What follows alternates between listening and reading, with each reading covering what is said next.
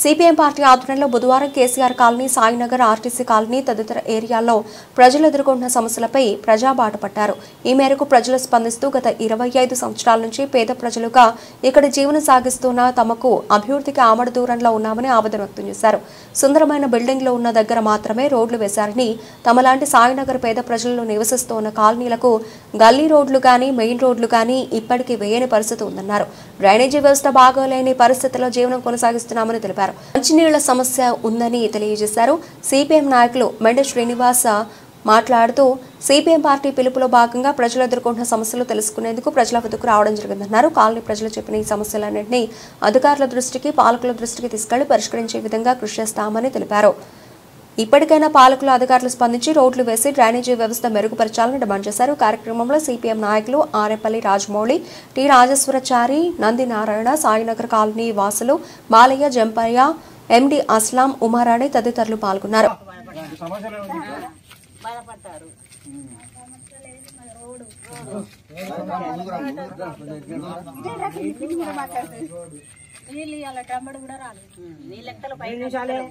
ఒక 20 నిమిషాలు ఒక పావుకి రోడ్ కావాలి. 20 సంవత్సరాలు అయింది సాయినగర్లో ఉండబట్టి గారు మాకు రోడ్ అయితే దిక్కులేదు.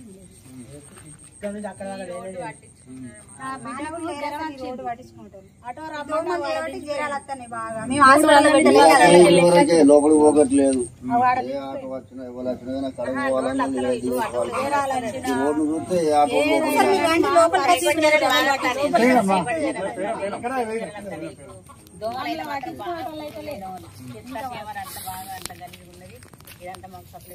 సాయినగర్ లో మాత్రం జరాలకు మాత్రం ఎవరికి అసలు చెట్లు, చేమలు, రోడ్లు ఏవట్టి.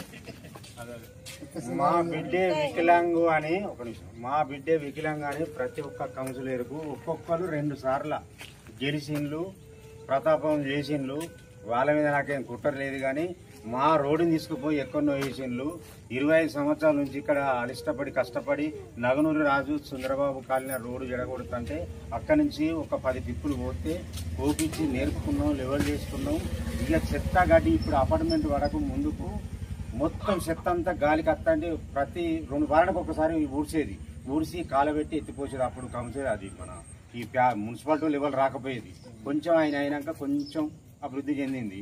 ఆ తర్వాత కూడా మళ్ళీ పాపం ఫోన్ చేస్తేనే మనసులో రోజు కాకపోతే ఓ రోజు రప్పిస్తాను, చేపిస్తాను.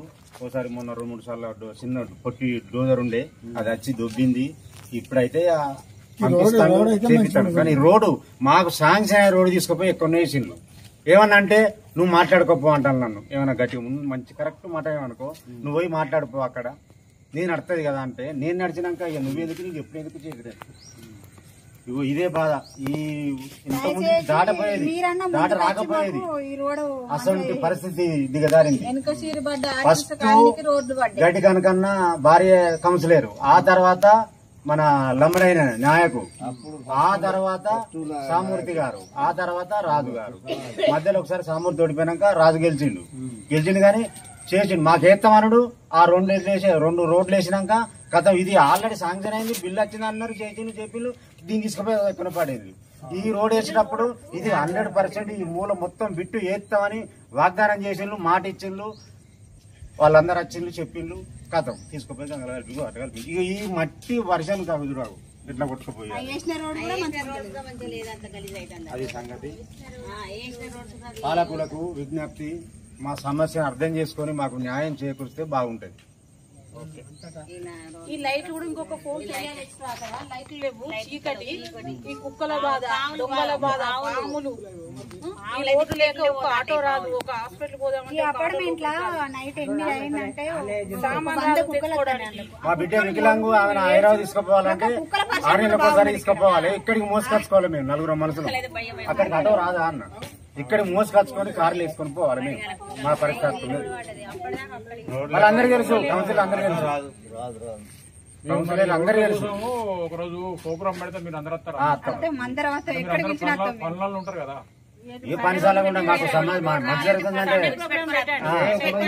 మున్సిపల్ ఉండదు. ధర్నా కోసం ఏం కాదు అనుకూలంగా ఒక రోజు ముందు ఆఫీసులు ఉన్నాయమ్మా 4 అటుంటే కొంచెం 11 గంటలకు పోవాలి మన టైం అని అంటే టైం ప్రకారంగా నీకు చెప్తే అయిపోతుంది కానీ మా దాంట్లో ఎవరు చెప్పినా మేము అరేంజ్ చేస్తాం. నెంబర్ తీసుకున్నాం అన్న నెంబర్ తీసుకున్నాం. ఇద్దరు కార్పొరేట్ లో అరే వెనుక పడ్డ కాలనీలకు రోడ్లు అయితేనే మాకు 20 సంవత్సరాల నుంచి మాకు రోడ్ అని ముచ్చట్లేదన్నా. ఆ పరిస్థితి అంతా దిగారు. ఘోరంగా ఉండేది అది డెవలప్ అయింది.